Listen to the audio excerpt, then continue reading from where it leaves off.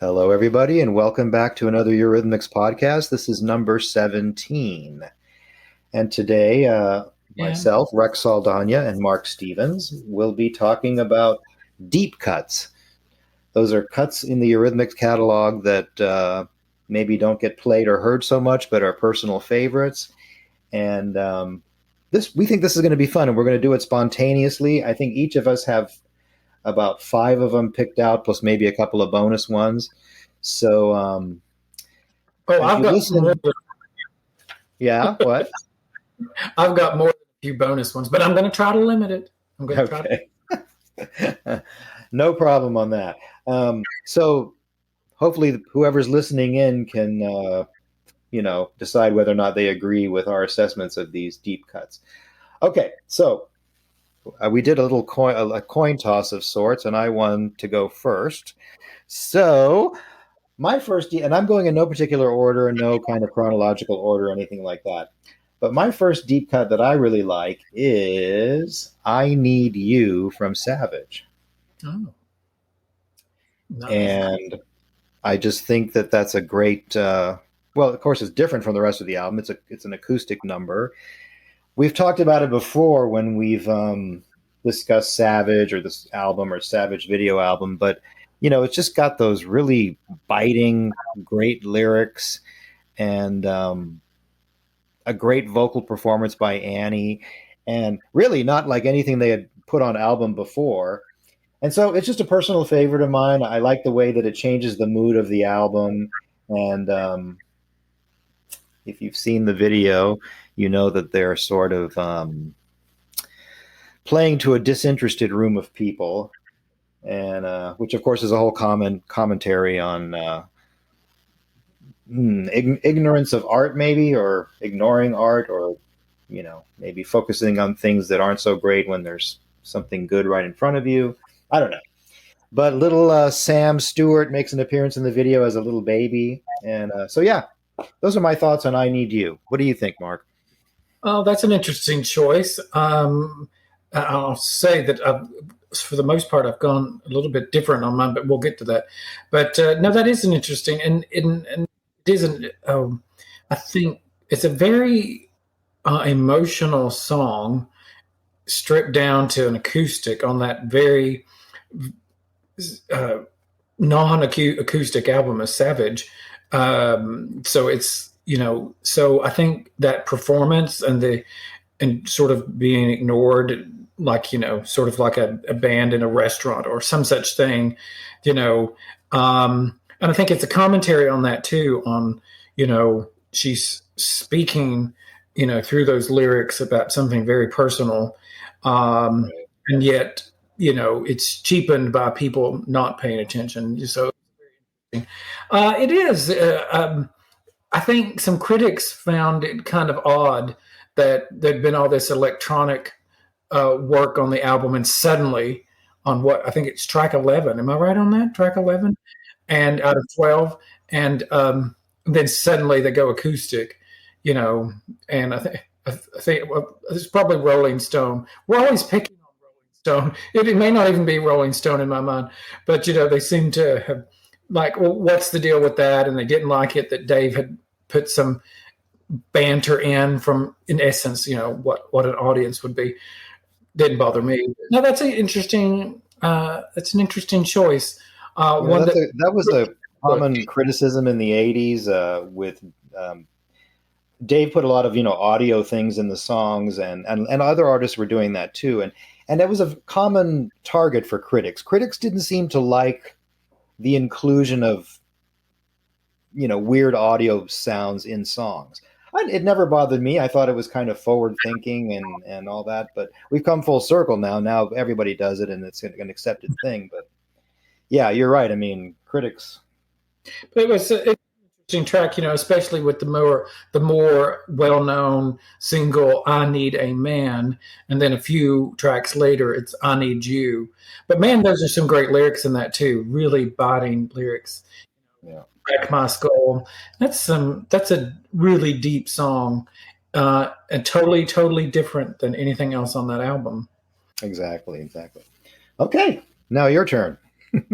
Well, since you did, this is not an unknown song at all. It's not really a deep cut, but I'm going to do it in a different way. It's "Don't Ask Me Why," the acoustic version, and in this, when I was through songs and said, what are things that I really like that maybe aren't all that well known. And at first I thought, well, this was only released on a promo, an acoustic promo in the US. And then I thought, no, that's not right. And it kind of goes to show you, all the years that have passed. And I used to know all this stuff like the back of my hand, but, wait a minute. No, it was in that little box set and it had a poster with it and had a CD single. And then, wait a minute. Oh, it was also a special edition of the 12-inch single.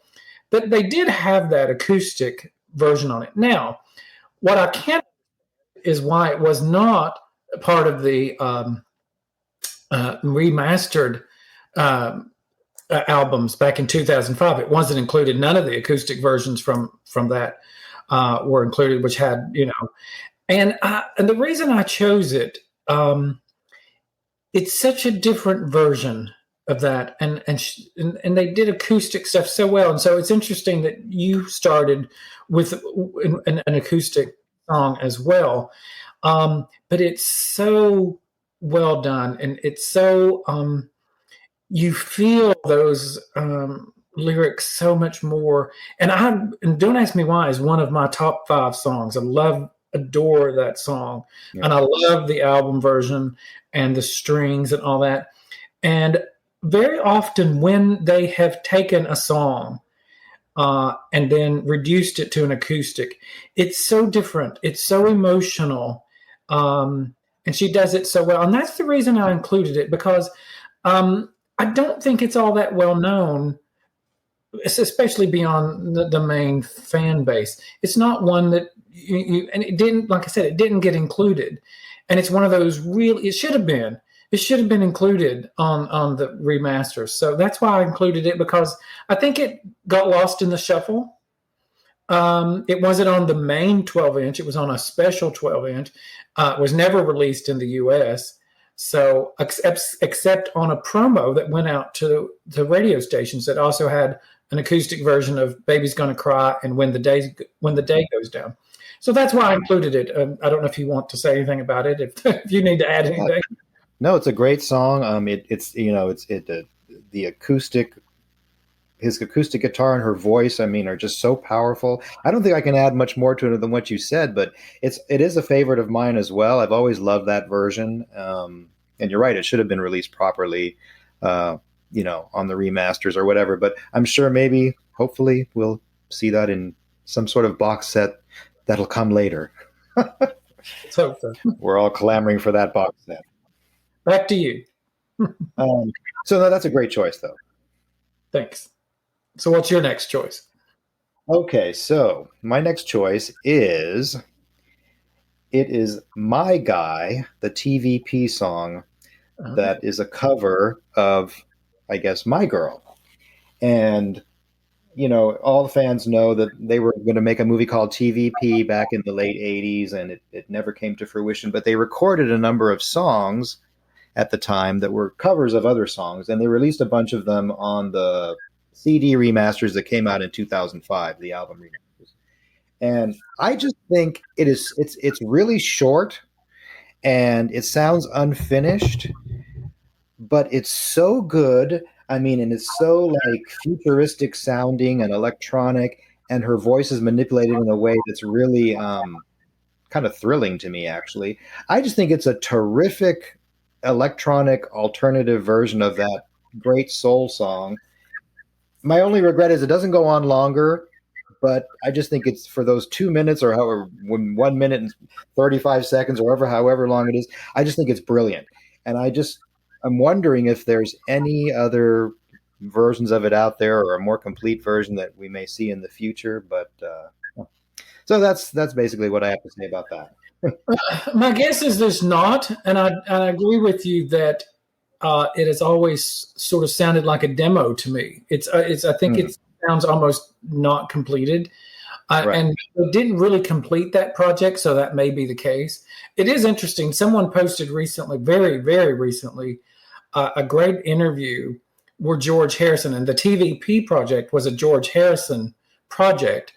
And Yeah. somebody posted Yeah. recently an interview with George Harrison where he was um, saying how Dave Stewart got him back into writing and how influential Eurythmics were. And I think the Revenge Tour Yeah. was to him. That was very interesting. And this was all around that time, a little bit after that. So you can see how they came involved in that project. I will say it's not one of my favorite TVP selections. However, it is. It's probably there in the middle of those cuts from that. So, and I think it is an enjoyable song. I think probably to me, the reason I don't like it more is that I think it does sound sort of unfinished. Yeah. But I do like the twist on the song. So yeah. Yeah. No, I agree. It sounds unfinished. I just think I mean, of course, there are other songs from that TVP project that are more completed or sound like complete songs. Yeah, so I see what you're saying that this is, like demo like, but I just think for as long as it goes on, it's just brilliant, and I would just love to just hear a full length version of it. And it almost ends like you wonder, did it end so quickly that you're like, did it get cut off? Yeah, you know? yeah. Anyway, Yeah, I don't know. I'd love to know a little bit more about those, because they did get sort of placed on all the albums and the remastered, and kind of they spread it around, because that was the one big project that everyone knew about, and it didn't see the light of day. So they kind of spread it around. So it would be interesting to really talk to Dave and Annie about that project and how they did it and why it didn't really happen and how they picked the songs. Anyway, so yeah, a lot we still don't know about it. right. Did you see that a while back? There was a poster from TVP that like a promo poster. Yes. Yeah, that was very very interesting. Very very very cool looking. Very futuristic looking. Didn't look to me like something from the '80s. It looked more advanced than that. So, like maybe something you would have seen in the late '90s or early '00s in terms of just the way it looked. The typography, the layout, the fonts, and all that. So, yeah. Anyhow, okay. I guess it's your turn now. Well, you did a cover, so I'm going to do a cover. This is one of my favorite songs, "Tous les garçons," which was released as a B-side on the "It's All Right, Baby's Coming Back" 12-inch. And of course, before that, they had performed it as the closing song on the Sweet Dreams tour, I believe. And this is the studio version on the back of "It's All Right." So it's a B-side. And it was released on all the 12-inch singles around the world. So it's not necessarily not well known, but I just adore that. And it was thankfully included on the remasters. But I've always loved that. I love the ding at the very beginning. Yeah, and it's such a joyful song, and it just makes me happy every time. If it comes on, I have all the songs in my car that I've downloaded to the system. Whenever I sell my car, by the way, somebody's going to get like 300 Eurythmics songs. I'm going to keep it on there. But anyway, my point was, anytime it comes on, if I'm in the car, I turn it way up because I just love that song. So that's my strange little piece. I love it too, probably as much as you do, and I've always loved it. And frankly, I didn't think of it when I was thinking of deep cuts. Maybe because it doesn't seem like a deep cut to me, but yeah, I love it as much as you do. It's so energetic, and her vocals are great, and that kind of like that keyboard, is so like it sounds like it's balancing on something, like it's going back and forth. Dun, dun, dun, dun, dun, dun. It sounds very loose and fluid. It was such a surprise to me when it was released, because it had been used on the tour a couple years before, and so it was such a surprise to see it show up so unexpected. So I was so grateful that we had it. Well, that's a great selection, and yeah, I think a lot of fans, cherish that song a lot. And it was, I just always loved that it was like attached to the "There Must Be an Angel" releases, because it was just like, first you were getting this great single already with a great sleeve, and then you had this other great songs on there too, and yeah, it was just. Well, it Again, was, we've talked about their B-sides before and all that, and how much we love them, and that's just one example of why but no, I love it. but that's on the "It's All Right" 12-inch, not "There Must Be an Angel." Yeah, yeah. Sorry. Although I bet I know what's coming up. Anyway, all right, it's your turn. Yeah. So now, after that flub, see, we're all just getting a little bit older here. Right, don't talk about that. You're right. Again, but it all means the same thing. It was still a great single and a great sleeve. Indeed. I mean, I guess my point was that it was always a great package to get the song plus their little interesting, quirky B-sides. Mm-hmm, mm-hmm. All right, so my turn, right? Okay. I've got another sort of acoustic thing here. So we got kind of a trend going, although, it's the Angel Choir version that, from the We Two Are One era, that I believe, it was on the Angel single, B-side of the Angel single. Yeah. And I just always love this version. I think I like it actually better than the album version. It just has I don't know. I mean, you've got that choir, in the background, and her stripped down voice and all that, and it's just very powerful to me. And I think I just like it better than the album version because it's more stripped down. And I like the inclusion of the choir. The choir gives it such a powerful punch, I think. Well, it's interesting that you included that. It did not make my final list, and I had several on here to pick possibly. But I did listen to it several times because I kept contemplating if it would be on the list. So kudos to you, because I think it's a great version, and I always like your the keyboards or the grand piano, in this case, I would suspect, in their songs, because it's always really powerful Yes. when they use them.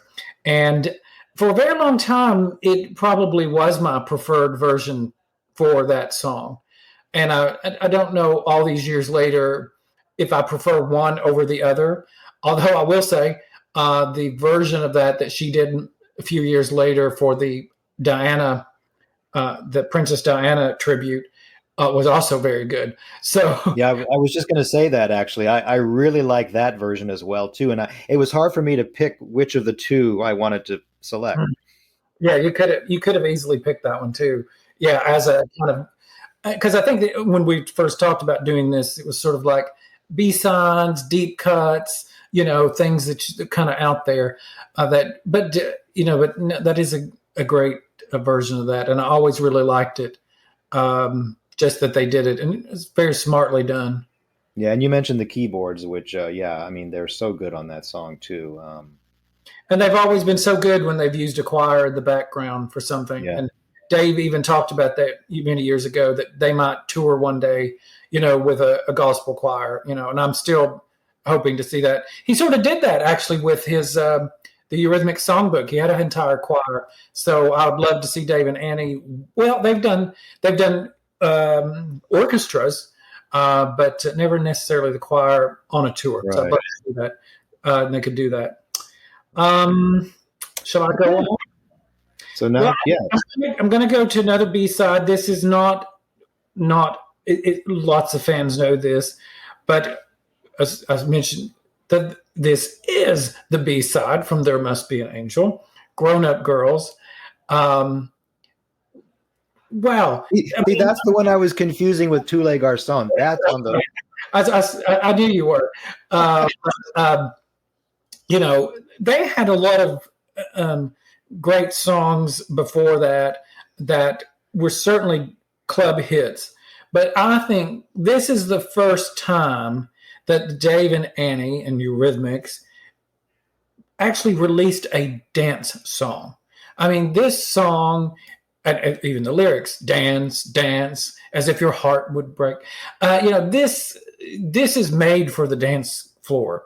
This Mhm. is everything about it is so much fun. And then you think, okay, so this is a B side for the second single off Be Yourself Tonight. 9 tracks on Be Yourself Tonight. Could this have been a 10th um, um, album track? And if so, how would that have fit in? Because it doesn't really sound like the rest of Be Yourself Tonight. But, I think they were in Paris when they were recording this and how it came about. And I think, some French lyrics in it. And I just think it's such a great song. I'm so grateful again that it was, in fact, included on the remasters. There's a great remix of it out there that one of those back in the day, even that one of the remix folks did back in the day. So it's great to have another version of it. People can look that up. I'm sure it's on YouTube if they don't have it. But I just think it's not like anything else they'd ever done, Oh and yeah. it's not really like it's not a very. I don't think I wouldn't call it experimental. They did a lot of really great experimental B sides early on, and I wouldn't call it experimental. Just it's not like anything they've done. Maybe that's why it's not on Be Yourself Tonight. I would have loved to know what we would have all thought about it if it had been, and what we would say about it. But Well, if I had to put it on the album, like I would probably put it after Sisters, between Sisters and Conditioned Soul. yeah. Um, so what that it didn't sound like everything else on the album, and they were kind of known for that anyway. So, Yeah. yeah, it's kind of. But you're right, though. I mean, it when you listen to Be Yourself Tonight, it has a certain sound. Even those kind of rock numbers at the end that are kind of extended, those even sound kind of like they should be on the album. But you're right, this doesn't sound like anything they've ever done before. I always thought it was so dynamic and so breathtaking. Um, it was a shame that it was like a B-side and not really. It might have worked better on 1984.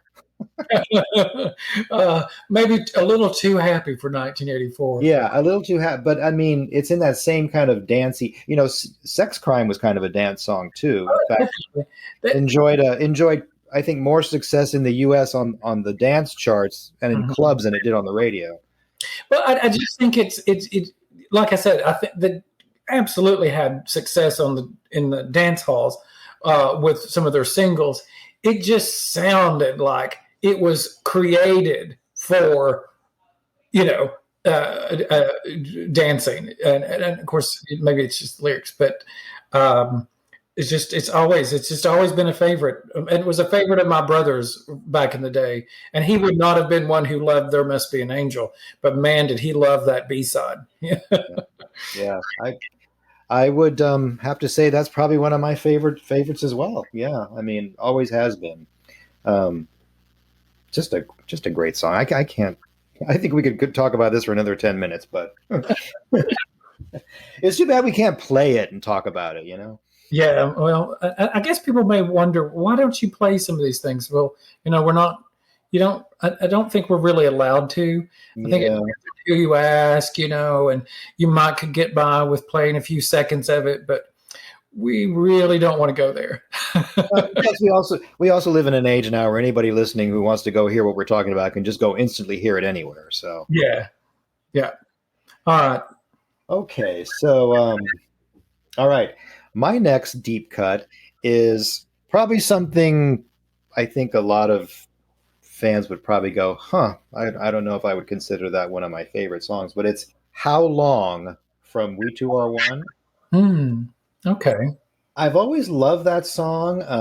I know it can be dismissed as maybe an album towards a song towards the end of the album, or maybe like filler or something like that, which I don't agree. I just think it's a great song about corruption, corruption in Hollywood, corruption in the music industry, and I think it's got some biting lyrics in it. I think she gives a great vocal performance. I like the lyric when doctors sign on the dotted line. Yeah.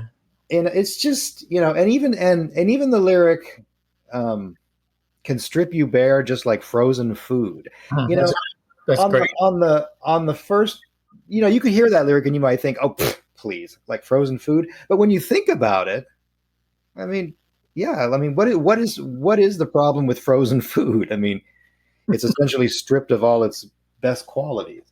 So I only bring that up because I remember in the day that lyric, I think, got met with some ridicule. Oh, And I always thought that's ridiculous. I think it's a great lyric. I do too, actually. Yeah, yeah. I mean, People not agree if they've with maybe it seems too easy, just frozen food. But I don't know. But it gets the point across really well. I just think it's a really good song, it follows their whole kind of ideology and mantra about anti-establishment, um, the corruption within the corruption within the world, basically. I'm not just the music industry or Hollywood or governments or anything like that. Just corruption and being careful not to fall into maybe the pitfalls of fame or whatever. I think the thing is too, and I think that's a great song. I think that's a great pick. It's very much. Thank you. They did a lot of those types of songs on the second side of their albums near the end. I think perhaps put "Lifted" in there from Peace. You could put I had it a minute ago, but when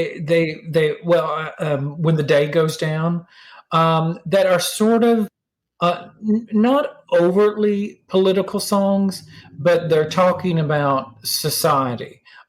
Shame from Savage could go there. Yeah, I was just going to say that it's almost like this companion piece to Shame in a way, in terms of the you know. I think Dave and Annie, maybe more Annie if it's lyrics, but I think they both had their hand in that sometimes.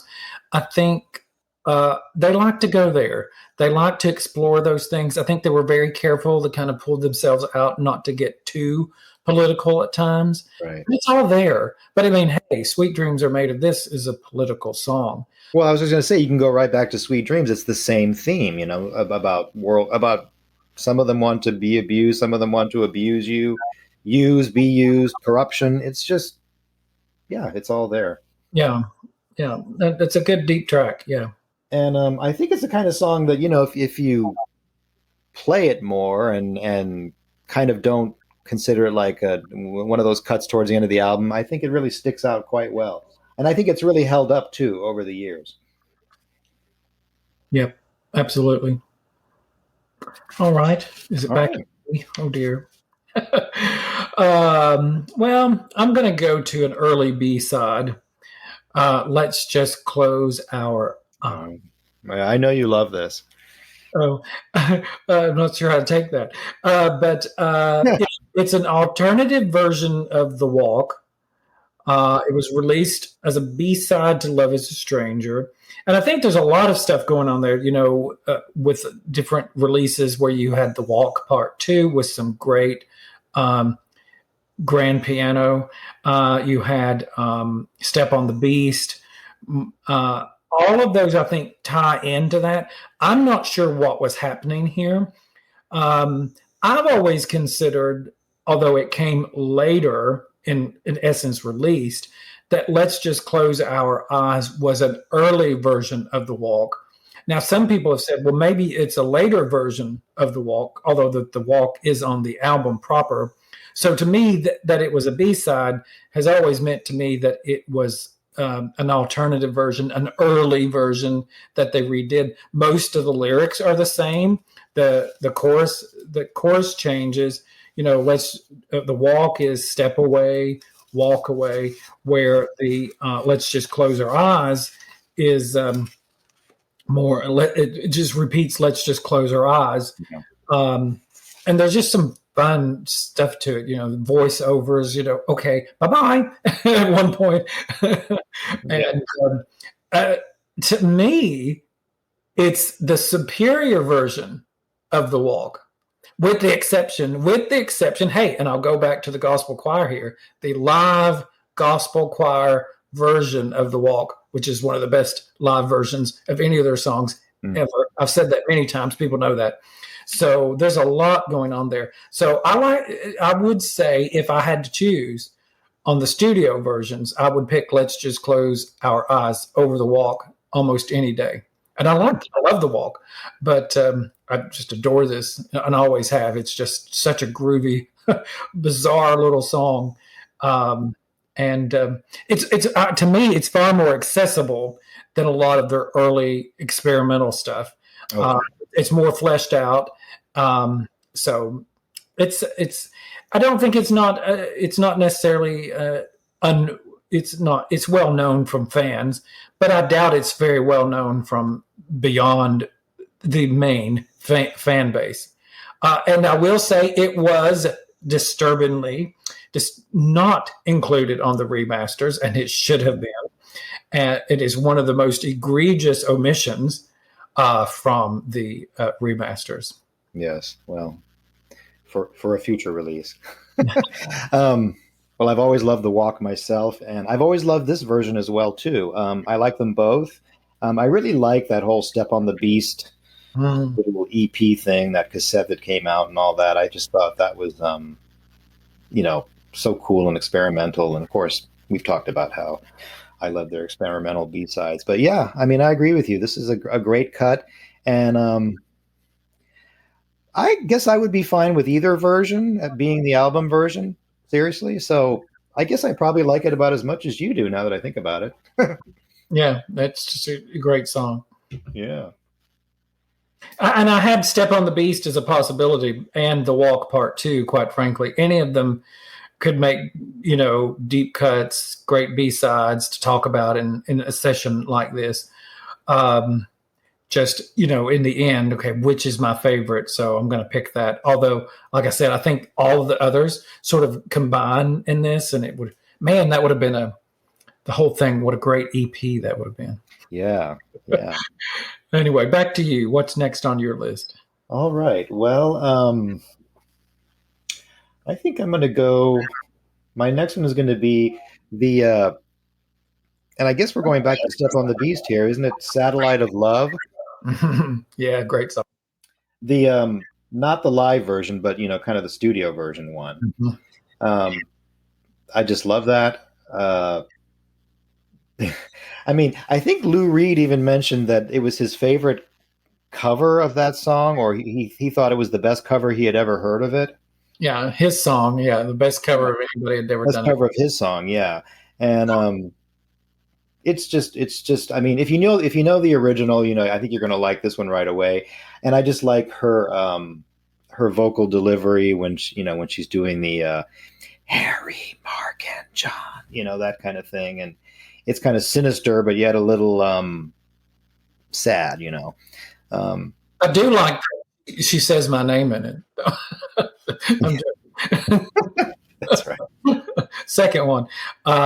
It is a little sinister there, but and of course, here she is saying, "I've been told that you've been bold with Harry, Mark, and John." It's like, are you talking to your boyfriend? Is he bisexual? Are you singing it from a woman's point of view? I don't know, or a man's point of view, So that gives it a duality as well. And it goes back to like Tu La Garçon, that it was they first performed it as a live track, and another possible Sweet Dreams, and then they had done a studio version that only came out on that cassette, and so this is a very deep cut if you don't have it, although it was included on the remasters, sort of as not part of the TVP, but it was one of those bonus cuts that kind of was out there, but I was so grateful for, because I'd had it on the Right by Your Side bonus cassette that came out with Invisible Hands, Angel Dub, um, Satellite of Love. What was the fourth track? I'm forgetting, but yeah, it's such a great song. The live version was fantastic.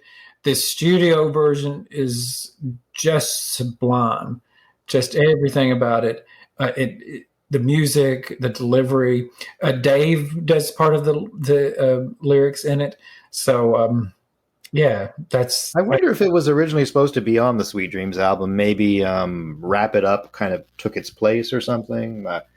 Maybe they felt they needed something more punchy and positive. I don't know. I don't know. It would have made sense that it was. It was interesting though that it came out on that cassette that came out with the Right by Your Side single, which with Touch, but they'd been performing it on Sweet Dreams Sweet Dreams tour. So yeah, when did they record the studio version? I would guess during Sweet Dreams. That would be my guess. I don't know that for sure. Could have easily been there. Yeah. Right. Yeah. Okay. Well, I don't know what to do. It's back to, because I've got this whole long list of things. You may have to give me more than 5. You may have to give me more than 5. I'm going to. Why don't we do? Let's do 2 more each. Okay, and then I'm going to ask for more. No, I'm joking. I'm going to do something that's not. It's not been released by Eurythmics necessarily, but it has. But there's a great from the Art of Mix. There's a great. It's called the Cabby Mix Medley. You know this. Okay, it's 13 minutes and 27 seconds. It's the best, bar none, medley of songs that someone's done. And it was done in late 80s, maybe early 90s. Art of Mix did a lot of remixes, but this particular 13 minutes and 27 seconds, and I bring it up because it's never been officially released, by Eurythmics. I don't even know if they would do such a thing. But it goes through, it starts, and there's a beat throughout that changes, but it's great would have been great on the dance floor. I'm sure it was played many times on dance floors. But it starts out with For the Love of Big Brother, Love is a Stranger, Who's That Girl, Jennifer, Let's Just Close Our Eyes, I should mention, Sweet Dreams, Sex Crime, Baby's Gone Blue, I Could Give You a Mirror, the alternative version, and then a Sweet Dreams Spanish version is mixed in with all that. But it's so well done, and it's not. Sometimes when people will make the medleys, they don't get the backing beat right that they have to use to merge them all together. Yeah. And this one was so interesting because it took songs that you didn't expect to be on it. For the Love of Big Brother, which it's so well done. You could have totally turned it into a totally different song. And that they use Jennifer and Let's Just Close Our Eyes, Baby's Gone Blue. It's just a favorite. It's always been a favorite. So when you said let's talk about some things, that kind of your favorite things that aren't the most public things, maybe. I'm sure a lot of people, if you don't know it and you're listening to this, if you don't know it, you can find it on YouTube. And I would encourage you to go listen to it because, in my opinion, it's the best medley that I've ever heard. And there's been a few done, but it's quite good. You've heard it, I'm assuming. Yes. I mean, our friend Maureen Martin, I think she sent me a copy of it way back in the like 1990 or something like that, and that was the first time I had heard it. I bet Subsequently, I was able to collect it, but what? Go ahead. I said, I bet I sent her a copy of it, and she sent it to you. I guarantee it. That could have been. I could have ended up getting your copy. I don't know. Who knows? But yeah, no, you're right. I've always thought it was a great.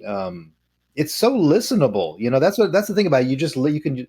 I don't know. For me, I'm not terribly big on remixes and medleys and all that. But this one was like you could just listen to it and it flowed so well. And you're right. It had those interesting songs that you wouldn't necessarily expect.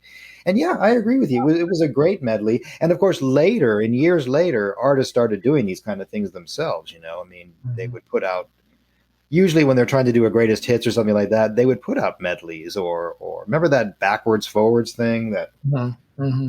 But this was well done. So anyway, so I know it doesn't really probably fit this theme, but for me, it is one of those things that. Oh no, I think it totally fits the theme. Yeah, I'd actually love to see Eurythmics and the record label, take some of these kind of things and actually officially release them, go and get them. So I don't even know how art of mix and how these things work, but it's really well worth it. So yeah.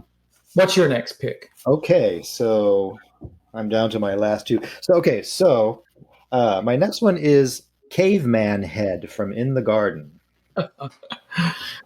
I've always thought this is just a really bizarre kind of rocking number and with the most bizarre lyrics, and I have an idea what I think it's about, but I don't think I can really say it.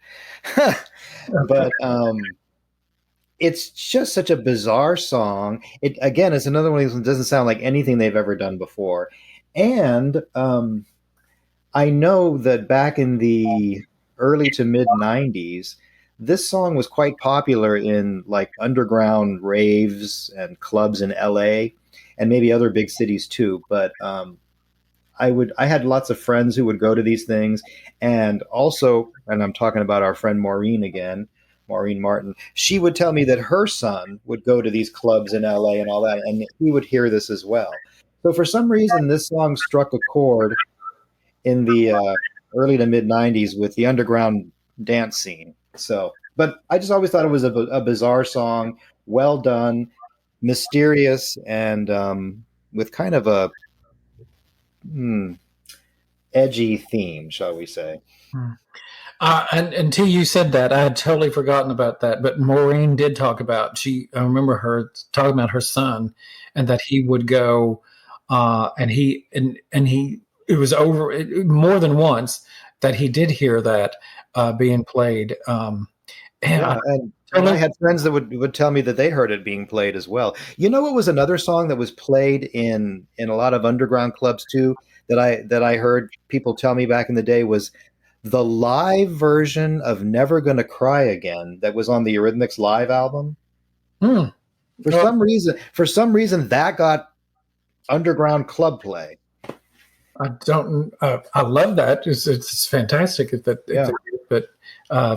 Fantastic. I'm going to say that Caveman Head has never really been one of my favorites. I have I'm unique. In the Garden is one of those. Is one of the albums that I struggle with a lot of the cuts that I try to find a lot of melody, I think, in songs that I really like, and I'm not finding the melody in Caveman Head. I can listen to it, but it's not one that I'm going to put on and listen to over and over. But I'm glad it's one of yours.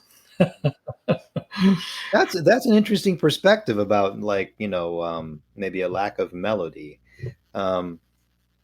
Yeah, to me, it's more just like kind of like a bursts of emotion, staccato bursts of emotion. Mm-hmm. Yeah. Okay. Well, all right. No, sorry. Go ahead. I think a lot of people, a lot of fans of the early Eurythmics are probably like, "Oh, that's terrible that he doesn't like." But it's never spoken to me. I don't know why. Well, I find In the Garden for me has aged like fine wine. I mean, it's when I listen to it today, I just really think was kind of ahead of its time a little bit. Very well done. I mean, just and Dave's guitar playing and the instrumentation is just something. It's the oddest thing in their canon, probably because it was. I think they were new. They were trying to find their way. Um, and I have to say, I wasn't a huge fan of it when I was younger and when, back when they were in their heyday, but I really appreciate it now. I mean, and when you listen to it carefully, you can hear a lot of shades of things to come. Mm. Yeah, yeah, I can see that. Yeah, I can see that. Well, we talked about it before, yeah. So, okay, Mark. So this is your last selection. No, I've got too many. It can't be the last one. Well, we can always do a deep cuts part two. I don't know if I have any. Oh, I don't know. I don't know. Um, well, let me just say really quickly what I could have included. Like, no, I don't know. I should do that, I guess. Oh, you want to do like a bubbling under? We've got to end it sometime. Let's see. Okay, I'm gonna go. I'm gonna go with a B side, and it's a We2R1 B side, and it's "Rich Girl." The B side to "Don't Ask Me Why." Did not, again, I have a running theme here. It did not make the remasters. Cannot for the life of me figure out why. Because it couldn't have been something that had been lost. It was just 1989. Surely it's there.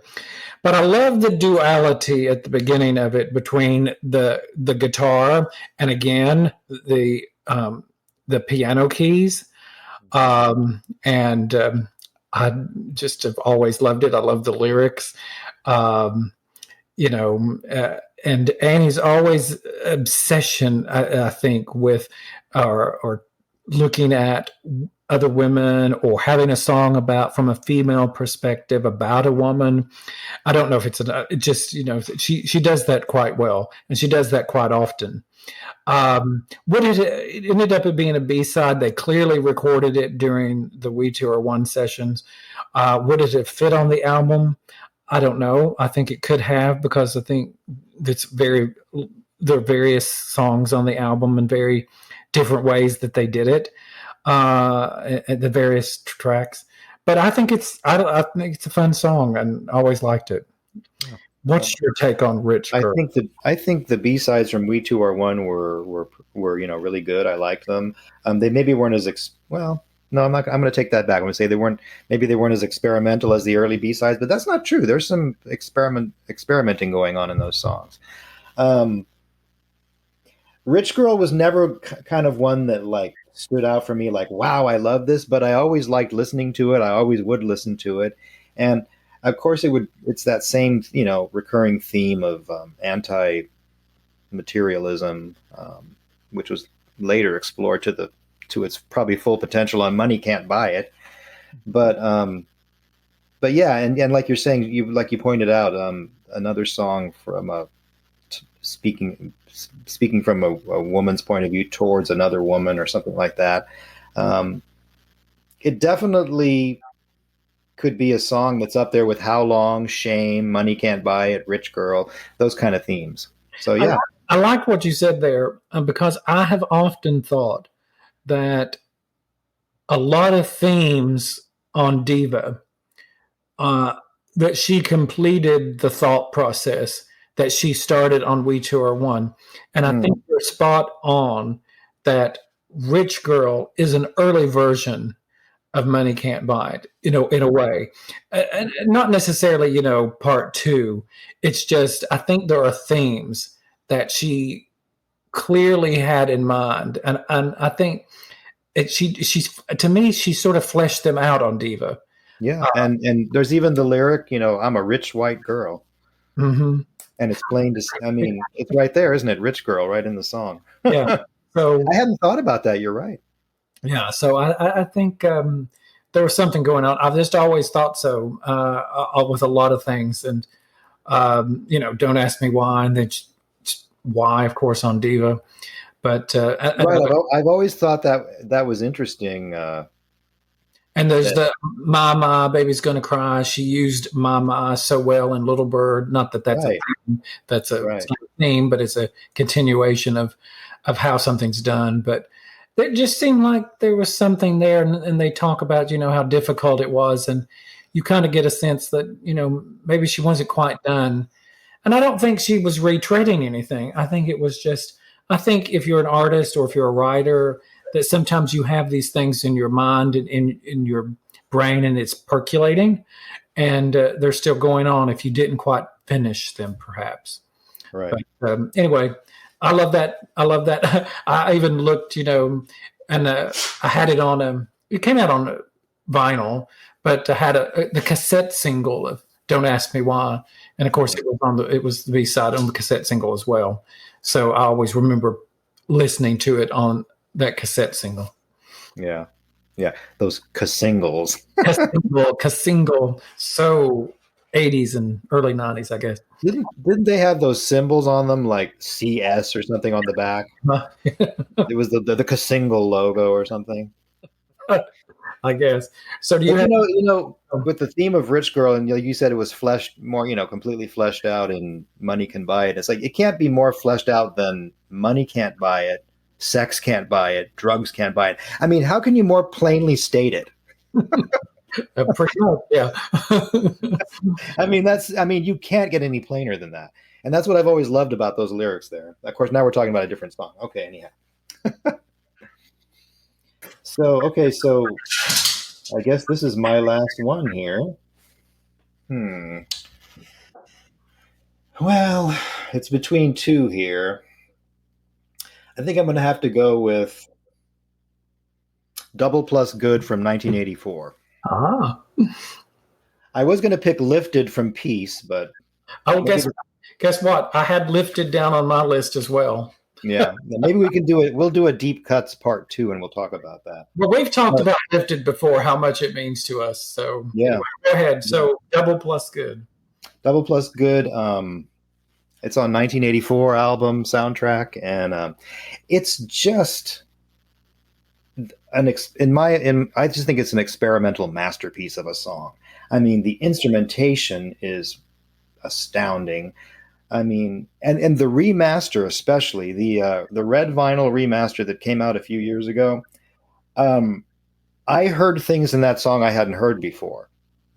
Okay, maybe people might say to me, "Oh, well, I always heard that." It's like, well, okay, maybe I wasn't listening hard enough. But I mean, I heard things in the background that I hadn't heard before, and it's just so brilliantly done. And it's a whole play on the double speak of 1984, but yet it's kind of a dance song as well, and it's just bizarre, experimental, and that's why I love it. It is so interesting to me. It's just a great song from 1984, but it's so interesting to me. Read comments on the fan boards and things. How many people think that should have been the follow-up single to Sex Crime? That it should not have been Julia. It should not have been, if they'd ever done it, For the Love of Big Brother. But it should have been double. It's not a real proper song for the radio, because it doesn't. But it doesn't have the standard chorus stanza thing going on, and it's interesting, when you hear. I mean, it's a very common theme that a lot of fans think that it should have been. Yeah, no.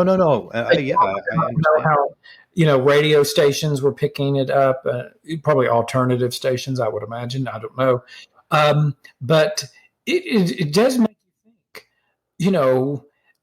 If they were already very avant-garde, so had they done that, what kind of response it would? We won't know, but it would. You can't say that it was a radio friendly possibility as a single, but would it have been one of those things that for some reason radio picked up on? And it could have happened. You could have seen that. If people, I suspect a lot of English and literature teachers would have found that interesting, right. And I'm sure many did. But anyway, it is.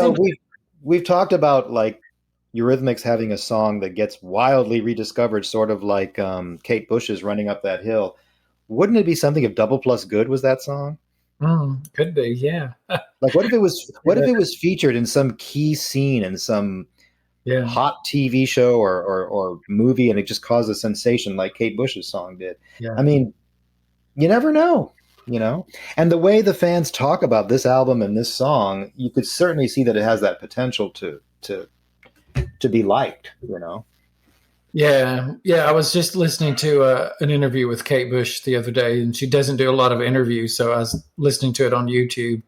They're talking to her about the success of that and how incredible that is, and how amazing that happened. And then somewhere along the lines, I read how many times it had been used on TikTok or something, was, I don't know, some ridiculous amount of, and then you see it on every single reel or something on Instagram. It doesn't have to be anything that's artistic. It can be someone's fitness video and they're using running up that hill. Yeah. And, which I do believe that's one of the best songs ever recorded. I know this isn't a Kate Bush podcast, but to your point, um, for something so really in itself was is alternative. It was always seemed pop to me, but it is this kind of an alternative song. Yeah. And you could. Well, it was definitely alternative to me back in the day, because where I was living in Florida at the time, I mean, that was kind of underground. I mean, you heard it. You heard it. To its credit, I'll say you heard it, even in a conservative radio market like Florida. But yeah, I always kind of thought of it as more alternative. Yeah, but yeah, you could see Double Plus Good being one of those that somehow was taken out of obscurity and used in a special way in a film or TV show. And I think that's the beauty of what's going on these days, with that there are so many things coming out now. And music is such a part of film. So, it'd be interesting to see. But that's a good pick. That's a good pick as a deep cut. Yeah. All right. Well, so that was our Deep Cuts podcast. So I think we'll end up doing a Deep Cuts part 2, because this is kind of fun. It's fun to see what you pick and what I pick. And before we started the podcast, we were saying, what if we pick the same one? It's like, well, so what? Yeah. If Siskel and Ebert could do it, we can do it. Yeah. Well, I mean, this was kind of a different kind of podcast for us in a way, just to sort of like, let's just kind of talk about, and we knew what our subject was, but you and I didn't discuss it on purpose, because we wanted to see, we didn't want it to not be spontaneous in the sense of like, well, what's he going to pick and what's he, so I think that was kind of, I hope people liked it. Now, what we want everyone to do is discuss these kind of things and tell us in the comments where we post about the podcast, and tell us, yes, everyone, what your deep cuts or your favorite B-sides or your favorite, really bizarre out there track may be. And to me, it doesn't really have to be, as you can sort of tell on some of my picks and maybe even yours, it doesn't, like the Don't Ask Me Why acoustic version, doesn't have to be, in my mind, totally out there. To me, it's some sort of like, well, what might have gotten overlooked a little bit, or that the general public really didn't know about. But I would like to know. I'd love to see the discussion with everyone on, and I'm sure there's going to be some discussion on how Mark does not like Caveman Head. Mark is crazy. But that's what I want to hear. That's what we want to hear. We want to hear what you agree with. We want to hear what you disagree with. We want to hear what you would have picked. And I even want to hear, my God, how could he pick that song? I hate that song. I want to hear that too. So I'm sure no one is going to say any of that about that. No way. But yeah, it was great. Well, it's great to be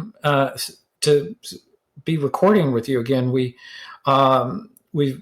not been quite as timely lately, but that's okay. It gives everyone a chance to miss us just a little bit, right? Yeah, well, there's been summer vacations going on and things like that, and yeah, you had a great vacation. You had gone on a vacation, so and we there's a reason for the absences. Yeah, in our last few podcasts, we had guests, and so I thought it'd be nice to get back to for a couple of podcasts, anyways, just get back to just you and I talking, because that's always fun too. Well, that's how it really kind of how it all started, wasn't it? Because we would be chatting about things. And we finally said, why don't we just kind of talk about this? So, and again, go back to, so we can start a conversation with other. We would be chatting to each other about, Eurythmics, and we'd say, damn, this is great. We should too bad nobody can like join us or hear us. And we're like, wait a minute, we could do podcast. We have enjoyed bringing people on. So that's been great. Yeah, no, that's been great too. Well, thanks for the idea. I thought it was a great idea. I hope people enjoyed it. Or enjoy it. Well, they'll let us know. All right. Well, thanks everyone. And we'll be back soon with another podcast. So take care. Thanks. See you next time.